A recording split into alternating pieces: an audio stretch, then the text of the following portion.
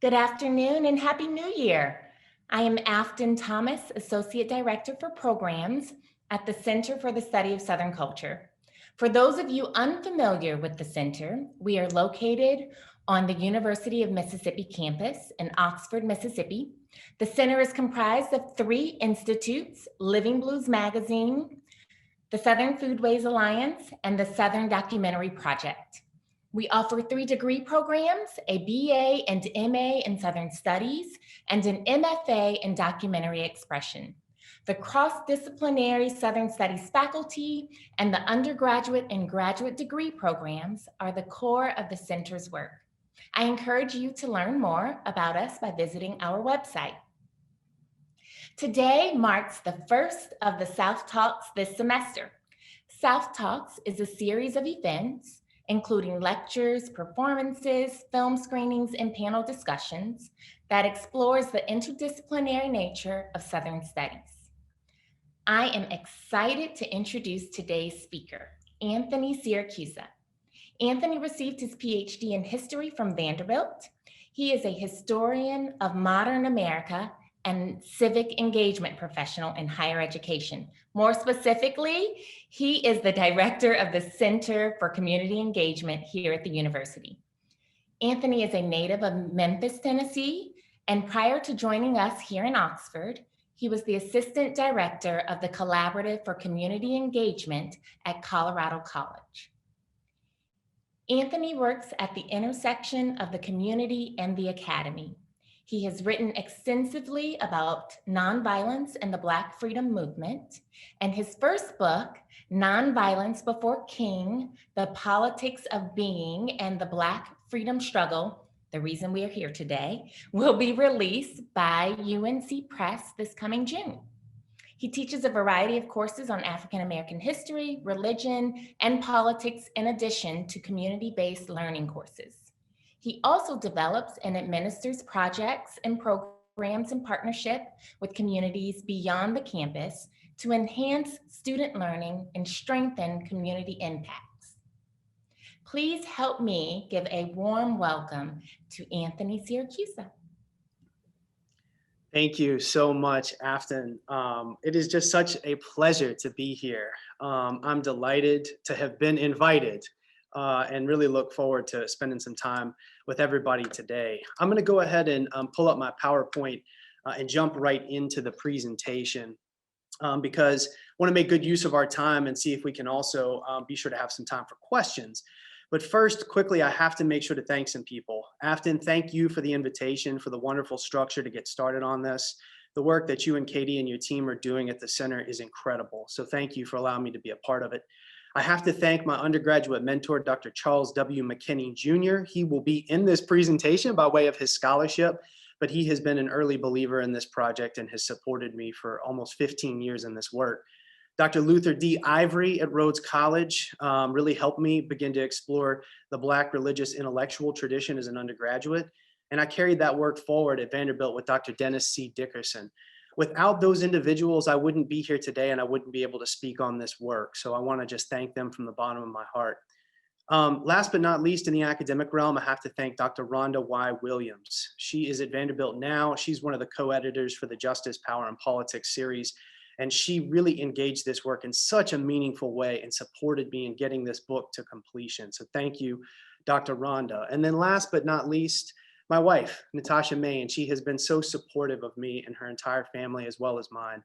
So thank you for the love that you've shown me. I want to start out by saying just a couple of things at the sort of 10,000 foot level about this project. Firstly, this is a project about nonviolence, but it is a distinction between nonviolence and nonviolent direct action. So typically when you go and you look at the literature on civil rights, what you'll see is a lot of focus on nonviolent direct action, people taking action, chronicling those movement actions, those campaigns on a local level. That stuff is very important, but part of what I'm trying to do here is a more of an intellectual history of nonviolence, the political philosophy of religious nonviolence. So it's not strictly intellectual history, just the history of people thinking. It's kind of a combination of intellectual history and social history, that campaign work. So I just wanted to sort of flag that at the outset. The reason I want to point that out at the beginning is because this is a deeper inflection point in the literature I want to enter into.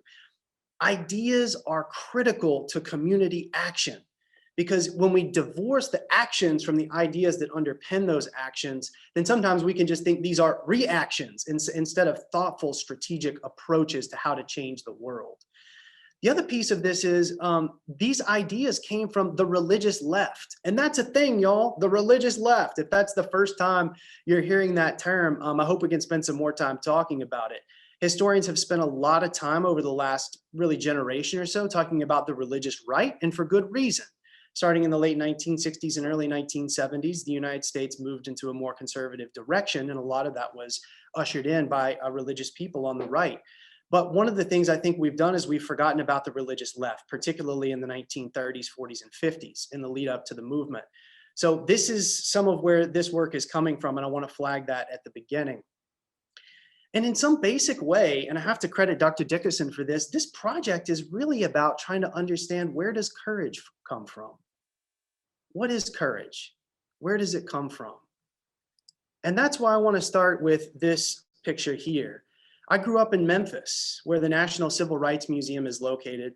And I grew up going to the museum seeing this bus, a bus that was blown up in May of 1961 as freedom riders attempted to test the laws that allowed for Black and white folks to be together, not segregated on interstate travel. Of course, enforcement of the law was difficult to maintain and to earn. And so the Freedom Riders in 1961 said, we are going to ensure that this law gets enforced. The first group was turned away from these efforts to test segregation on interstate travel. They were turned away because the bus was blown up. This is the image of that happening in Anniston, Alabama. The moment when this happened is critical. In 1961, the nation had been revolutionized, and that's to use a term that historian Bill Chafe uses, by the sit-in movement in February and March of 1960 in 70 cities across the Southland. Students rose up by sitting down, and the Student Nonviolent Coordinating Committee, SNCC, this is what they said in 1960. We affirm the philosophical or religious ideal of nonviolence as the foundation of our purpose, the presupposition of our belief, and the manner of our action. When those students who codified nonviolence and this commitment to nonviolence in 1960 saw this happening in 1961, particularly the students from Nashville, what David Halberstam called the children, because they were just young people, they said, we cannot allow nonviolence to die here. Diane Nash, one of those Nashville students, she said, we, the Nashville students, we have decided we cannot let violence overcome nonviolence. We are coming to Birmingham to continue the freedom ride. We cannot let them stop us with violence. If we do, the movement is dead. Diane Nash and a number of the other students, they knew the risks. They created their wills. They sealed those wills in envelopes and they sent them to their next of kin, their closest loved one. People understand very well what could happen, Nash said at the time. But fortunately, I was able to return all those sealed envelopes. But just because no one else was killed in that moment of the movement does not mean that there weren't severe consequences. Nash, who had participated in the Reverend James M. Lawson Jr.'s workshops on nonviolence in Nashville, she was taken to Parchman Penitentiary. And in the sweltering heat of Parchman, having been arrested for her role in the freedom rides, she said this, I was scared the whole time, but here's the thing. You had to do what was required or you had to tolerate segregation. And whenever I obeyed a segregation law, I felt I was agreeing I was too inferior to do what the general population did. For Diane Nash, the choice was whether to claim freedom, to be free, or continue to adhere to Jim Crow. But to refuse Jim Crow, to defy Jim Crow, it could mean expulsion, alienation, injury, or death. When I started on this work in graduate school, one of my graduate advisors, Dr. Samira Sheikh, said, with all this talk about nonviolence, I think you're going to have to deal with violence. When we think about Jim Crow, we may think about laws, customs, and policies.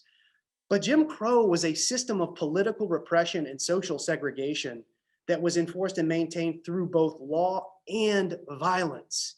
It was legal, but it was also extra legal. And we can talk more about this. This relationship between the law and nonviolence is something that I spend quite a bit of time in the book talking about. But the ethic, right, that ran through Jim Crow, this was an ethic that was not new just to this time. It was the same ethic that was at the heart of the nation when it was founded as a slave society: Black dehumanization. This was codified in our nation's founding documents, the 3/5 clause that most school children are taught about.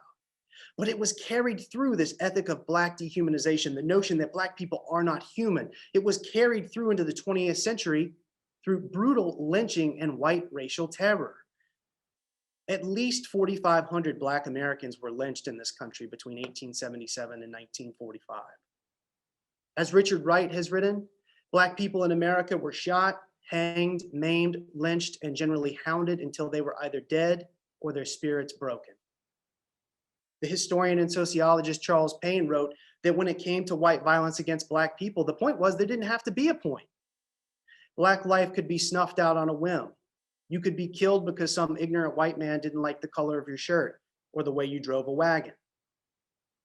In this context, the ethicist Katie Cannon has written, Black women were the most vulnerable and exploited members of American society. She suggests that the patriarchal contempt for women caused them to experience oppression that knows no ethical or political bounds. In 1960, Jim Lawson called Jim Crow a force of emotional and spiritual violence, noting that it had caustic effects both on the self-estimate of African American people, but also by artificially inflating superiority among white people. In short, Jim Crow was a complex set of laws and policies and practices, but it was also a psychosocial context within which people had to learn to survive and within which people asked a deeply human question: how might I grow and thrive and become the person that I am on this earth to be? How can I do that in this context?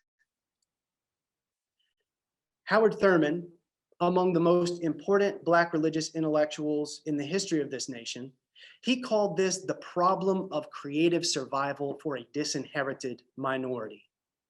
What do you do when your back is against the wall, when retreat is not an option and a response of violence would lead to almost certain death? This is what Howard Thurman called the problem of creative survival for a disinherited minority. He began by linking the understanding of African Americans in this nation with the story of Jesus. He wrote extensively about this in the 20s and the 30s, starting at that time and then throughout his career. He began with what he called the historical facts of Jesus as a poor Jew, who was also a member of a minority race, underprivileged and to a great degree disinherited. Thurman said that the religion of Jesus, and this is something he distinguishes from Christianity, he says the religion of Jesus was in its social genesis a technique of survival for a disinherited minority. Not a balm for the pain of a persecuted race, although that may also be true. He said the religion of Jesus was a model of social insurgency. And he said, if you look at Jesus's historical context, the social and the political forces of first century Palestine, they look a lot like those facing African Americans in the 20th century. Thurman said that Jesus came to some deep and critical insights about the far-reaching significance of even his simplest deeds. He said, you look around and you see state violence and terror, but within that context, he said, Jesus identified a type of action that inspires courage and makes for genuineness, authenticity of being at critical points. The gospel is that story. He says the reactionary behaviors that flowed from a fear, violence specifically, the reaction of violence to violence. He said Jesus showed us that he had a willingness to absorb violence onto himself by the exercise of love because he built up that courage. He said it was a refusal to compromise with the unjust power, the state forces that surrounded him. And in the life of Jesus, we see creative and ethical ways to challenge state imperial power. Yes, Jesus was crucified. He died at the hands of an empire. But Thurman said that was not the end of the story. Here was the good news for the disinherited. Evidence that in the life of Jesus, we find a technique of survival for a disinherited minority, a way through which ethics can continue over the centuries across the march of time.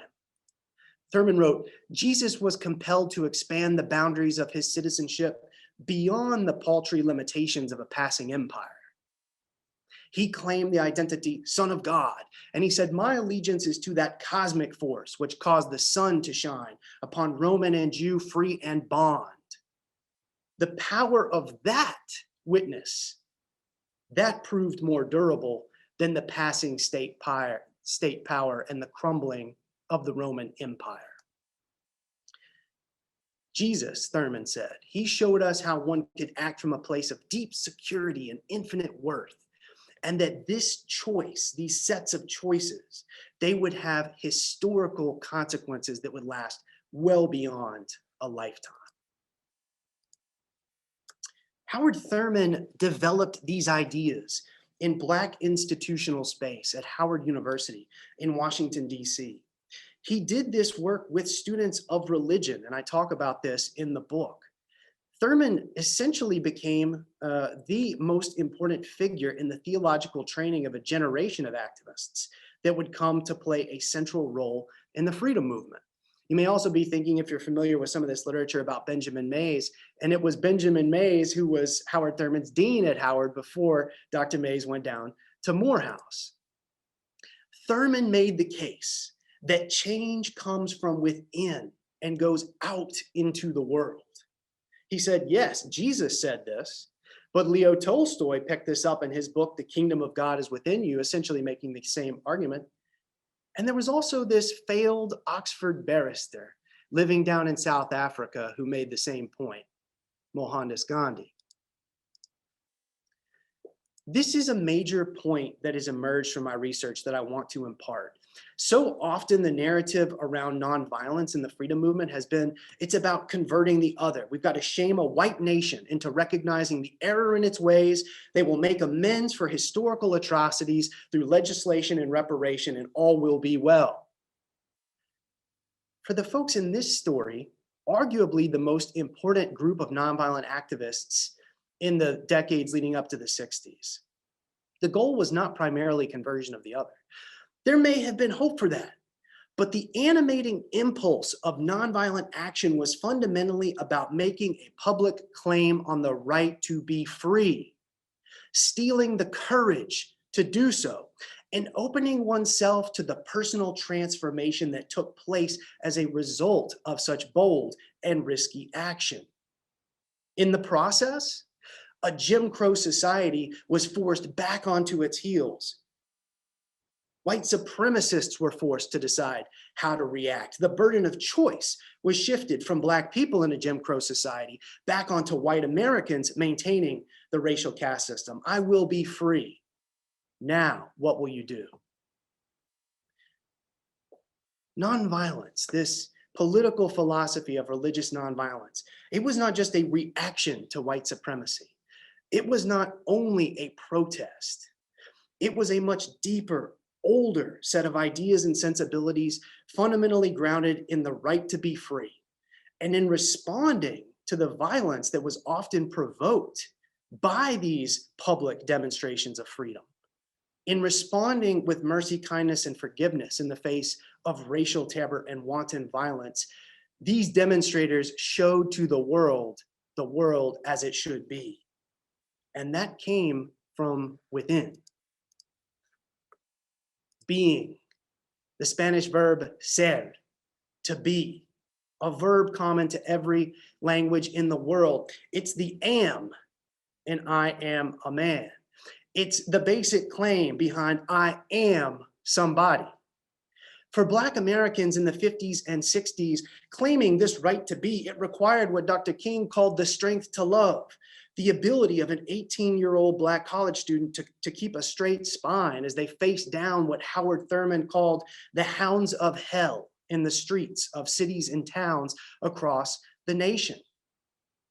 Thurman gave us a roadmap for developing this strength, and the text above is just a sampling of his thought that I try to bring forth in the book. Fundamentally, it's about what the theologian Paul Tillich has described as the courage to be. It's about opening the way for the creative part of that phrase, the problem of creative survival. Not simply about surviving, continuing to breathe, but about living into the fullest expression of one's seemingly limitless potential as a human. That's the vision I try to resurrect in the book. Joy is the emotional expression of the courageous yes to one's own true being. That's what Paul Tillich said. But the political implications for Black Americans who claim this freedom to be were deadly serious. What did Charlie Cobb say in his recent book? This nonviolent stuff will get you killed. So why did these young people, the children, choose to make this claim on the right to be? And how is this part of a movement strategy? I use the term politics of being to capture the complexity and the power of these freedom practices. And the hope is to better explicate what we mean when we talk about this political philosophy of religious of nonviolence.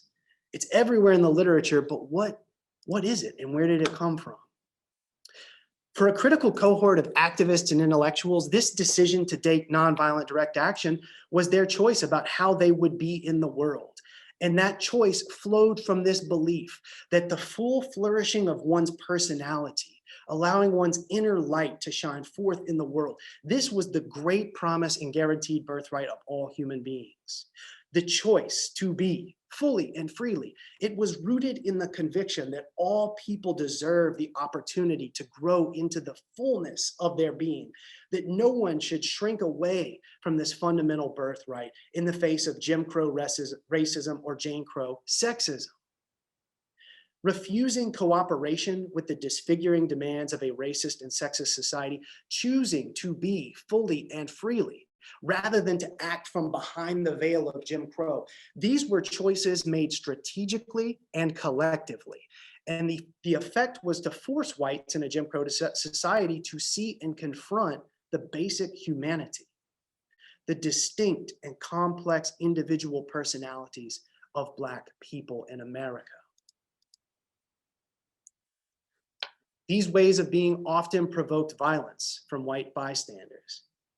But in responding with mercy, kindness, and forgiveness, nonviolent demonstrators patented a method that was designed carefully to contrast with and transform the cruel structure of domestic American politics. The costs were high. This is Z. Alexander Luby's home in Nashville that was bombed in 1960 as the students there sought to get the partition walls of segregation torn down in establishments across the city. But in responding with these public acts of mercy and compassion, Black students showed the nation the world as it should be. A violent white society, engaged and transformed by Black students, embodying nonviolent acts of love and forgiveness. This is what I call a politics of being. And I suggest that these collective acts of nonviolent being were more powerful than Jim Crow, because they did not replicate the institutional forms of power used to subjugate and exploit Black people, law and violence. Instead, the politics of being drew on an ethic much older than this country and its particular brand of white supremacy.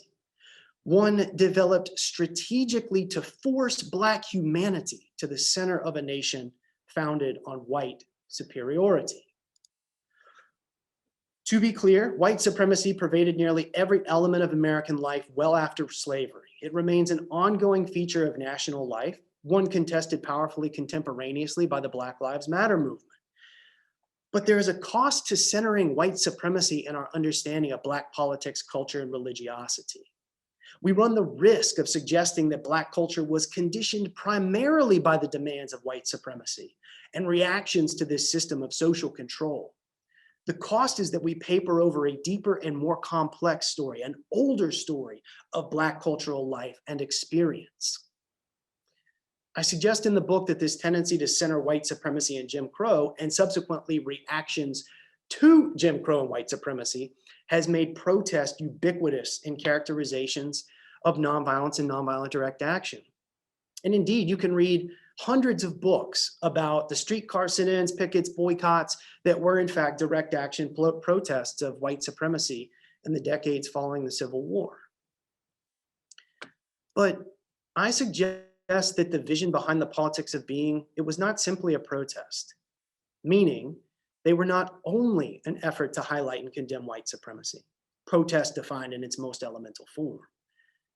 The politics of being were a vision for what social change is and how it might happen in this place at that time. A vision that went beyond contesting the particularities of nativist white supremacy. It was a vision for how personal and political liberation are linked together. Individual actions are bound to collective structural ends. It was a demonstration of the world as it should be. And they were strategic actions designed to force the rehumanization of Black people in this country after more than 200 years of buying and selling Black humans as objects. They were about African-American people claiming the fundamental human freedom to be after 80 years in which they were lynched simply for being Black. The politics of being were a revolution in the most fundamental sense of the word, a transformation of the structure of American politics, again, through a form of power that was neither violence nor law. The philosophy of nonviolence, it was at the heart of these politics of being, and it was a direct challenge to the ethic and political culture of a violent nation.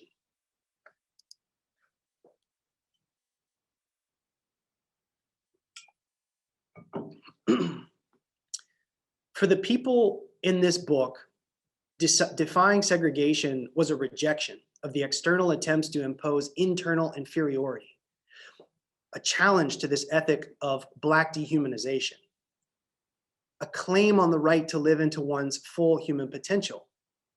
And for this reason, stay with me, segregation and challenging segregation was rooted in the same philosophy as a challenge to conscription or the draft. Now, this is an admittedly odd pairing because if you look back through African-American history, what you'll see is that wars have often been good for Black advancement. The Civil War, right? A war to end slavery. The Second World War, right? Really the sort of the leading edge of the burgeoning freedom movement, and the list goes on and on. But for the folks in this book, the advocates of this political philosophy of religious nonviolence, segregation and conscription did the same thing fundamentally. They distorted the human personality. They prevented people from living their most deeply held beliefs about how to be in the world. And not only that, but they forced engagement with other humans that was toxic, deleterious, damaging, and violent. As importantly, using violence to solve problems, whether it's Jim Crow in America or conflict between nations, it didn't make sense because violence was a core part of the problem. It deepened mistrust, it hardened prejudice, and made the opportunity for reconciliation more elusive. That is what these historical figures suggested. Violence might narrow Black unfreedom, but would it lead to a greater freedom?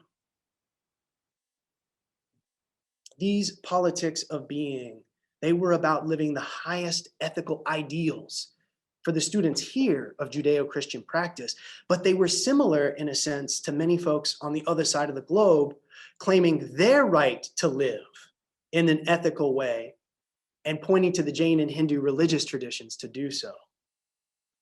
This is an idea that you can see in many of the great living world religions. I want to spend just a moment talking about this idea of a greater freedom. You can see here that African Americans made life and culture in so many different kinds of ways. It wasn't just about protesting, right? And so how do we think through how movement strategies can be incorporated into bringing forth that world where culture can shine, where people can be fully and freely? Dr. McKinney has written a great book about this concept of greater freedom. Coming back to this point about Black pacifists, I want to spend just a minute on this. This is probably one of the most prominent ones, Dr. Martin Luther King Jr. He came out against Vietnam in 1967, and many folks would tell you that that was really the beginning of the end for him in terms of his public career. He was facing tremendous scrutiny for doing that. You're mixing the peace movement and the civil rights movement. Lyndon Johnson just passed the Civil Rights Act, and now you're kind of betraying him by not supporting him on the war. In other words, this was a really, really big deal. But what King said, if you go back and read that speech from April 4th, 1967, he said, I'm coming out against Vietnam, not just because I oppose war, like some ideology of pacifism. No, this isn't just, I'm not going to fight in war. He said, we're spending time, we're spending money that's preventing us from building the beloved society, what Lyndon Johnson called the Great Society. And historians basically agree now that essentially, Vietnam precluded Johnson from investing fully in his ability to build that great society that he talked about so much. This is a very important point. Pacifism and nonviolence are not the same thing. Just refusing to fight in a war, right? This was the pacifist position that emerged after the First World War. This guy, Howard Thurman, he came in and he said, there's something at the core of pacifism that's genius. And I want to highlight that, he said. But it's not enough. Pacifism, just refusing to fight, he said, this has been for too long an excuse for a pious few to preserve their holiness at the expense of the expansion of great social evil. What does that mean? That means you say the stain of war is not upon me because I didn't fight, but just because you didn't fight doesn't mean the war is going to stop. Thurman points directly to Jim Crow for these largely white pacifist groups, and he says, for you all to tell Black people in the context of US white supremacy and lynching that you should be passive in the face of great violence, he says that's bankrupt. He says what they call a philosophy of pacifism that makes few, if any, demands upon their ethical obligations to minority groups with which they may be having contacts, if they counsel from that majority perch to a minority, you should be passive in the face of great violence we're perpetrating. He says, then all you're talking about is a philosophy that is mere quietus, to be put into the hands of the minority to keep them peaceful and controllable. He said, what we're talking about here, this is not pacifism. There's something that's really important here that we can build on, but it has to be more than just non-cooperation, abstention. He says, what's good about pacifism, what we need to carry forward is this will to share joyfully in the common life, the will to love all healingly and creatively, a recognition that I can't do violence to you because I can never be the kind of person that I ought to be until you're the kind of person that you ought to be. Our flourishing as humans, it's interdependent. That is the core genius of pacifism, Howard Thurman said. But how can you carry that idea forward as a political strategy, right? To be able to advance a new society, to create a new world where that freedom can take place? How do we move from that idealism to a new world? This is the greater freedom that McKinney talks about. McKinney says, when we talk about a greater freedom, we need a conception that redefines traditional notions of movement success, a definition that expands traditional parameters of the movement. And if there were two people in the 20th century who were redefining the parameters of movement success and traditional structures of the movement, it was Paulie Murray and Bayard Rustin. Both of these figures believed deeply in the full and free expression of the right to be for Black people. But they also believed that sexism and homophobia were getting in the way of folks being fully who they were too. These two figures became two of the most critical trailblazers in the 20th century for nonviolence. And they argue it's because they felt freedom was indivisible. Just as Thurman said, right? I can't be myself fully until you are too. That means we can't just put on blinders and say, as white women did in the early part of the 20th century with the vote, hey, I'm gonna get the vote, but we can't open the door to all women getting the vote, including Black women, because that's gonna open the door to Black men getting the vote, and that's a big problem. Murray and Rustin stepped in and they said, freedom is indivisible, right? We have to focus on that big picture. I want to talk for a minute about Paulie Murray. She was a law student at Howard in the 1940s when she first got into thinking about being engaged with the movement. But before that, she accidentally became the first freedom rider. So you may be familiar with the freedom rides of 1947, but in 1940, Paulie Murray and her friend Mac were arrested for, technically they were following the law of segregation, but the bus driver didn't feel that was the case. So he called the police. Murray, who knew the laws, sort of recited the laws to him and told him basically, you're wrong. He didn't like that. So Paulie Murray and her friend Mac were arrested on the spot. Walter White, the head of the NAACP at the time, was one of the first people she contacted because she thought, hey, this could be a great test case to really show that we're not actually getting right this issue around segregation on interstate travel. We want to challenge this idea, right, that segregation on interstate travel is continuing. We've got to stop that. But Walter White didn't pick up the case. And part of the reason the NAACP didn't pick up the case is because of Murray's identity. You can see a few pictures here. The one on the far right, the dude, she had multiple personas. Paulie Murray wrote throughout this period of her life that she felt that she was a man in a woman's body. She says this inner conflict, at times it's almost unbearable. It rises up and it seeks to knock me down. And I feel like the law, nothing can protect me from that. Murray was seeking a new, more intrepid, greater way of achieving freedom. She became an advocate for nonviolence and started a very influential nonviolent direct action campaign in 1943 at Howard University.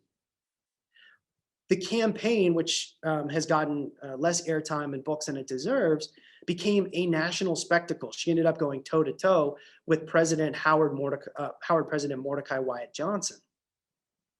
Amidst all of that, the Pittsburgh Courier, the Chicago Defender, they came in, they started covering everything, and Murray, she was pushed to have to defend this new intrepid freedom practice, nonviolent direct action.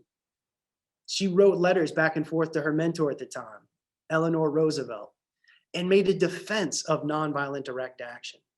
She said, what we needed to do was extract some of the techniques which labor uses in its struggle and combine them with this nonviolence philosophy. Nonviolence as a religious philosophy, direct action tactics.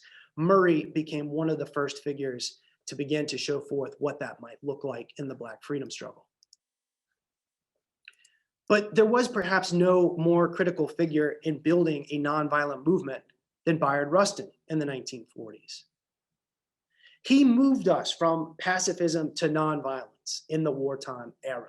He showed clearly how we could embody these deep ethical practices, but could do them collectively, and we could do them in communities across the country. And if we mobilized in that way, this might actually tip American society from being a Jim Crow nation to being an interracial democracy. Rustin was gay. And in the 1940s, this created challenges for the movements that he belonged to and for some of the leaders that he answered to. A.J. Muste, America's #1 pacifist, he was Rustin's boss in the 1940s. And he basically told Rustin that your behavior is inexcusable. And you have to understand you being gay and having relationships, open relationships with other men, which Rustin labored to try to keep under wraps, but wasn't always successful in doing so. He said, this is going to jeopardize the movement. Just as with Murray, Rustin faced marginalization within the movement.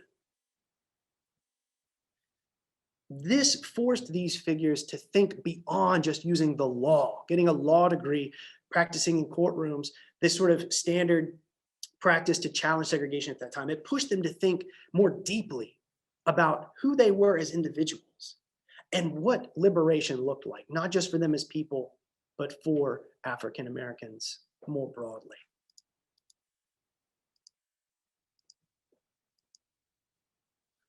I just want to wrap up here with a couple of slides on James M. Lawson Jr.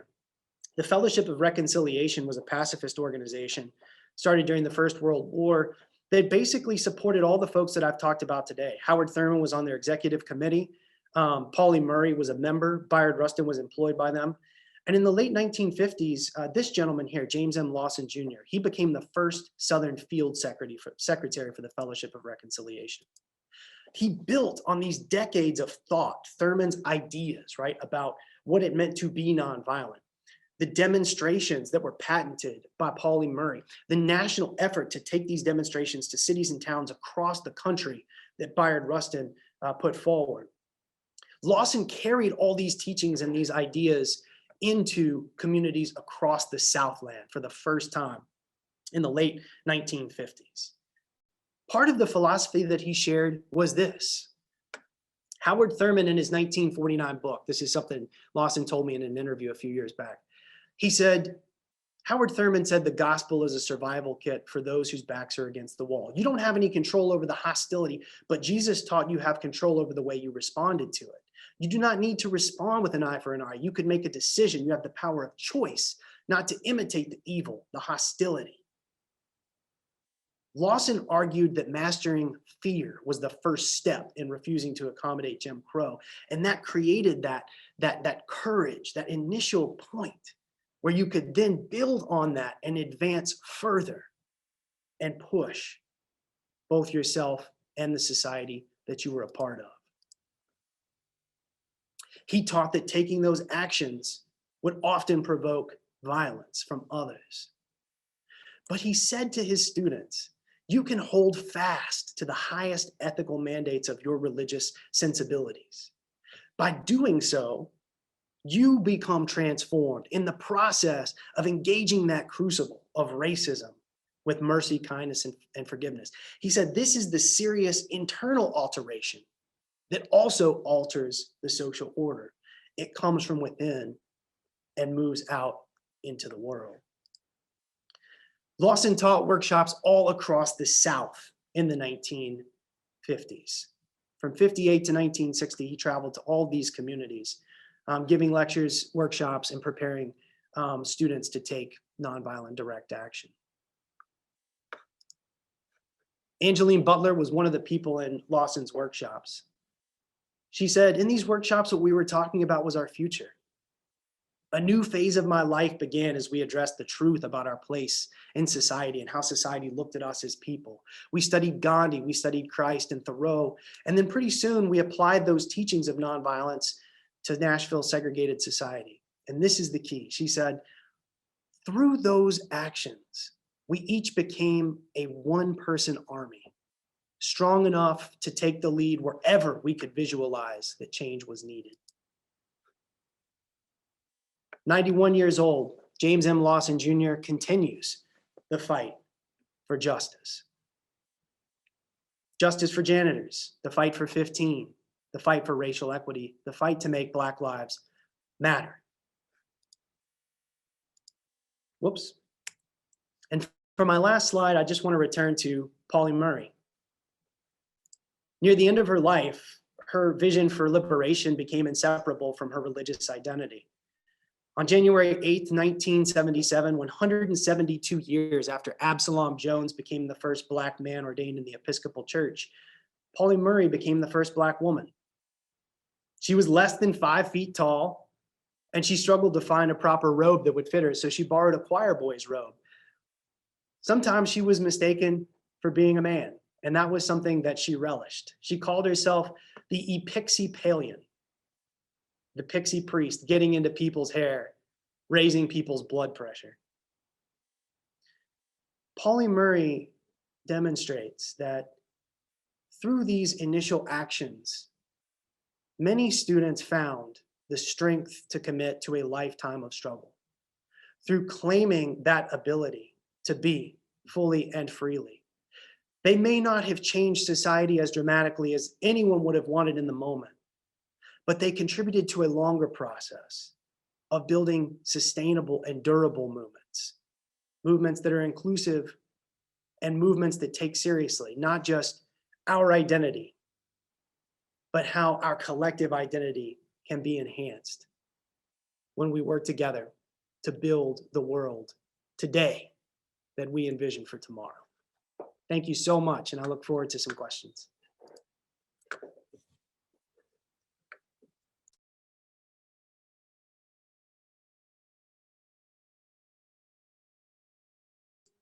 Afton, I think you're muted. Thank you. One day I won't do that.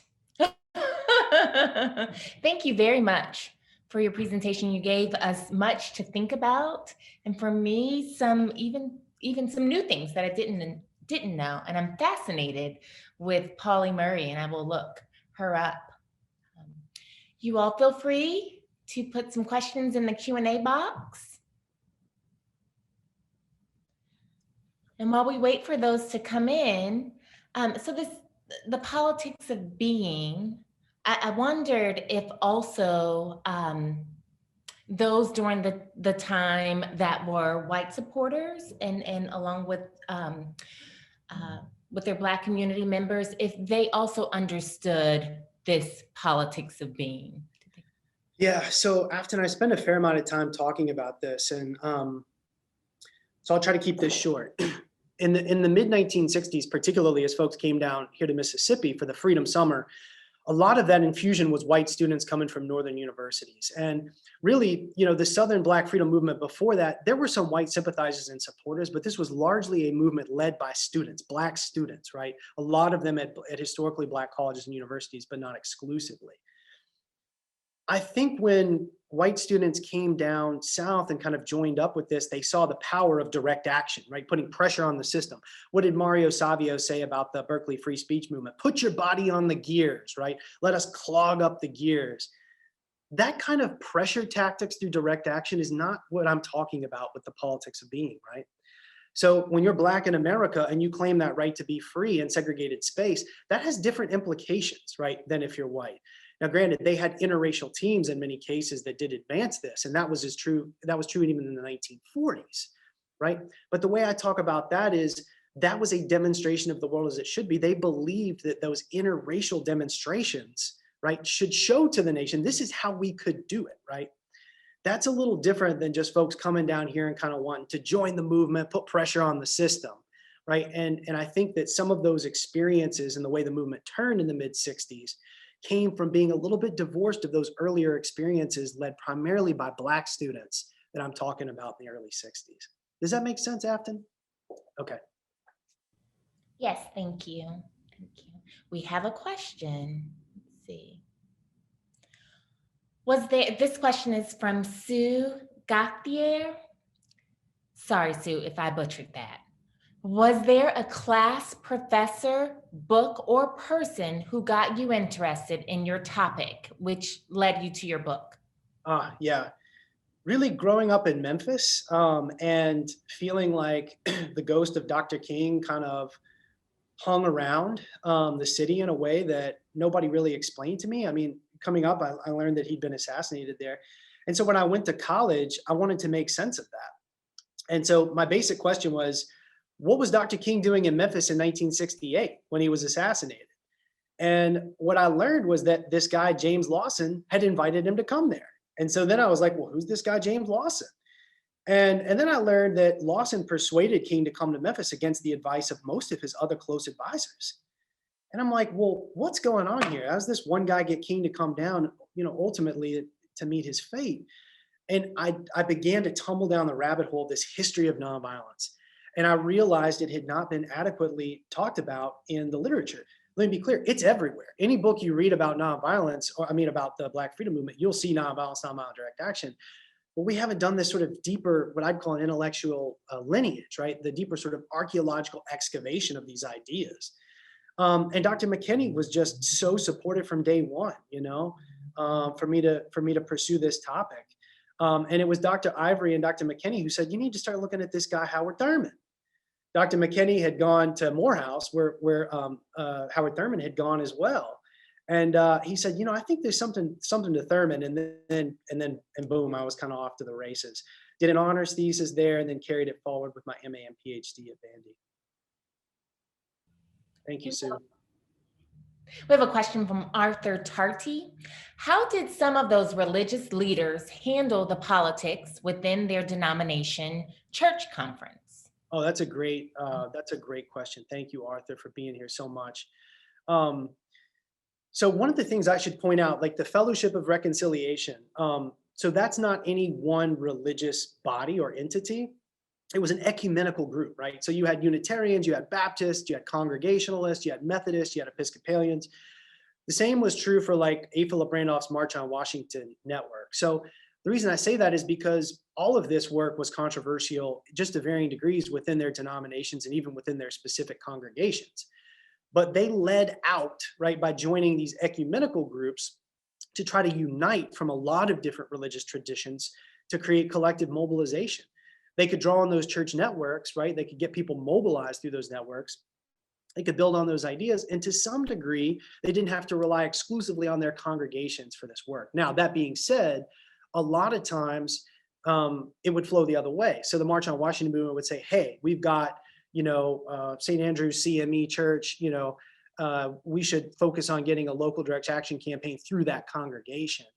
And so it went both ways, right? But the work was controversial. And to Howard Thurman, basically, Arthur, what he said was, I don't see anybody doing the kind of religious, congregational, denominational work I want to do. So he started his own church, the Fellowship Church of All Peoples in San Francisco. And that's another one I'd encourage you to look up, an intentionally interracial church with creative practices, art, design, music that was really central to the life of that church. And he ran that for many decades before he retired. So yeah, Arthur, that's just kind of the tip of that question. And I very much appreciate it because, as you can imagine, if you got a pastor who's involved in the freedom movement in the 1940s and 1950s, right, that could create some consternation within their church. And by the way, that could be true for Black or white churches. When the Pittsburgh Courier did some polling in the 1940s, as this direct action tactic was coming out, as I was talking about, they basically found that Black folks in America didn't support it by and large. They were like, okay, all this stuff that Gandhi's doing over there, like that's cool for them, but it's kind of crazy, right? So that actually sharpens part of what I'm trying to do with the book, is to say, well, then how on earth did this come to be so widespread, right? So yeah, thank you for that question, Arthur. Thank you all. These are all great questions. We have 3 in the queue. Ben Salvador asks, do you think the influence of religious leaders or the gathering hub of churches are still an important part of the current Black Lives Matter movement? Oh, yes, absolutely. And thank you, Ben, for asking that question. And I would just point to the Reverend William Barber out in North Carolina and the Moral Mondays movement that's been started out there. Reverend Barber reignited the Poor People's Campaign. Remember, that's what King was doing in Memphis in 1968. He was basically launching his Poor People's Campaign a little bit early because he saw in Memphis 1,300 poor Black sanitation workers on strike against their white employer, the city. And he said, this is the embodiment of what I'm trying to do. Well, Reverend Barber has reignited that movement today. The New York Times did a piece a few years back where they were like, Reverend Barber coming out of the blue, the religious left, isn't this great? Like this is coming out of nowhere. And to some degree, you can understand why they would say something like that, because the literature on this is underdeveloped. But just because we haven't written much about it doesn't mean it didn't exist. The legacy and the lineage of the religious left, and in particular, the way that was carried forward after the 1960s, is something that we need to spend a lot more time writing about. Doug Rossino has done a recent book, an edited volume with some co-authors. I think Lila Danielson is in there too, talking about this history of the religious left in the 20th century. Remember, Jesse Jackson ran for president in 1984 and built a major national campaign around that. And what just happened down in Georgia, Raphael Warnock at Dr. King's old church. So we're starting to see some of the high points now, right? As this religious left is cresting, but we want to look at that longer process, and in particular for students who are interested in these topics, that space between the 60s and the period we're in now. We've got to follow these strands of the religious left, right? And try to think, how do they evolve and change over time to get us to this point where Raphael Warnock literally tips the balance of state power in the United States, right, to another party. So yes, great question. Thank you. Adam Gusso asks, he's going to tell us something first, but there is a question. In the mid-1960s, the nonviolent direct action and interracialist moment of the civil rights movement were supplanted by the Black Power movement, a movement that to a considerable extent rejected the power to be found in Christian and Gandhian spirituality. How did the Black pioneers you spoke about today deal with this shift? Yeah. So one thing I'll say, I don't want to be that guy, but I will refer you to a chapter I wrote about this exact issue in a volume on Memphis called An Unseen Light. And I talk about nonviolence, Black power, and the surveillance state. And so Reverend Lawson is in Memphis. He's at ground zero of dealing with this. Of course, he was on the Meredith March when Stokely and Greenwood called for Black power. All these folks were tight. And so the first thing I want to say is it's critical to note the significance and the departure that the Black Power movement represented in the mid-1960s. It was not the same as the early phase of the movement. Okay, now I've said that. Sometimes we go too far in overestimating the radical shift. So earlier in the talk, I said, you know, I am somebody. Where are you hearing that? You're hearing that at Wattstacks. Who's saying that? Jesse Jackson. What do they got? They got afros, right? This basic idea of being and respecting Black life and sanctity and putting that forward into public space. That was the animating impulse in the nonviolent leg. And that was the same animating impulse for at its heart, the Black Power movement.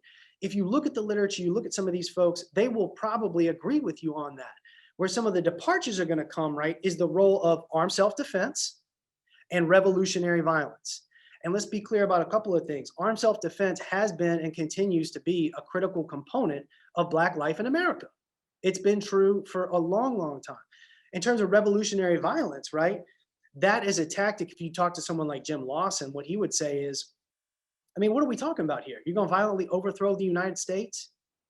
So I think what he would say is, okay, where there are some sort of differences at the level of strategy, let's talk about which one's more efficacious and why. And so that's a good conversation to have. And that's a conversation I think, yeah, we should be having more often. But great question, a major inflection point in the movement. But long story short, I think those seemingly disparate branches of the movement have a lot more in common than we often talk about. There are major differences that are clear notwithstanding. And last question for those who have to leave us, we understand. Anthony, can you answer this last one? Great, thank you. Marvin King, hi Marvin. He asked, or he states first, in the 1960s and periodically since, we have nonviolent movements periodically interspersed with violent outbursts, such as some of the riots in the 1960s and Rodney King riots in LA in the 1990s. Likewise, with the Black Lives Matter protests last summer, overwhelmingly nonviolent. Is nonviolence now the norm, or would it be fairly easy for future protests to slip into violence if the protesters' needs are not met? Afton, you were breaking up just a little there, but just make sure I understand the question is, you know, could you just repeat the last part? The last part, sure. So basically, most protests are nonviolent. Is nonviolence now the norm?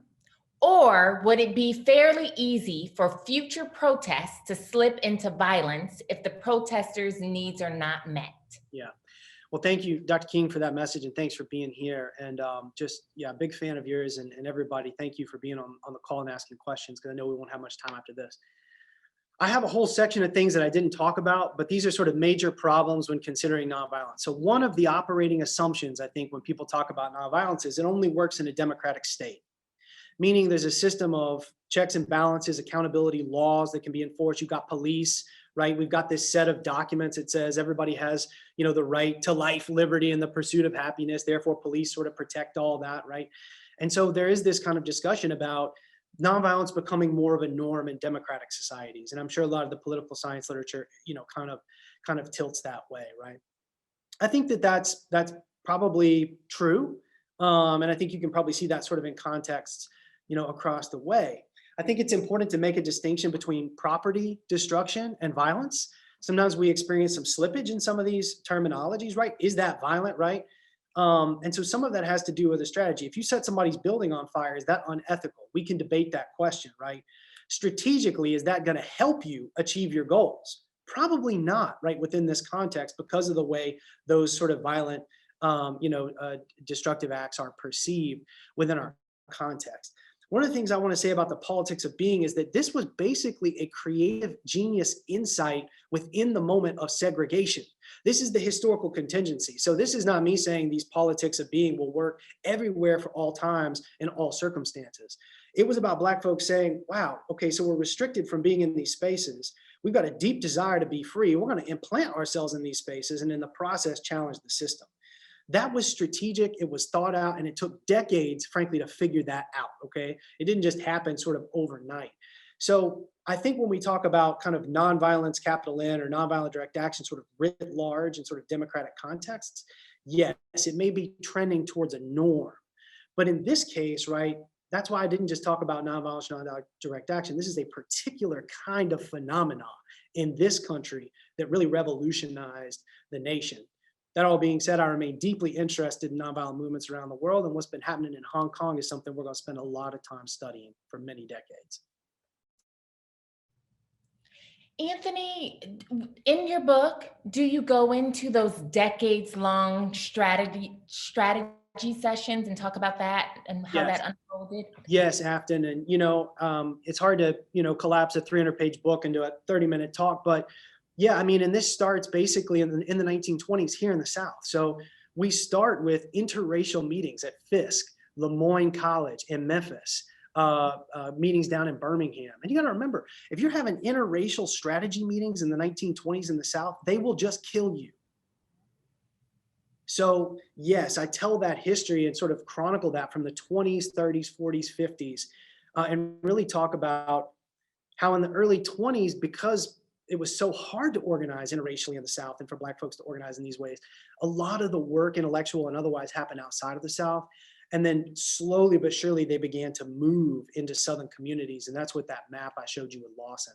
He really became the leading edge of bringing these, some of these ideas and sensibilities down into the South. Now, I want to stop short of saying he was the cause, right, of the sit-in movement. But there's definitely a correlation between where he's traveling, what he's communicating, and then the communities that revolt against Jim Crow en masse in the early 1960s. Well, thank you very much. You did a great job of condensing 300 pages, giving us wanting more, leaving us with things to chew on. Thank you very much, Anthony. And thank you all for attending. Thank you, Afton, and thanks for everybody being here. Yes, and we can get the book in June. Yes. Correct. You can pre-order it now, and if you want a discount code, hit me up. I think Afton, the press has told me it's okay to do that. So yeah. Okay. I'm dropping his email address right now.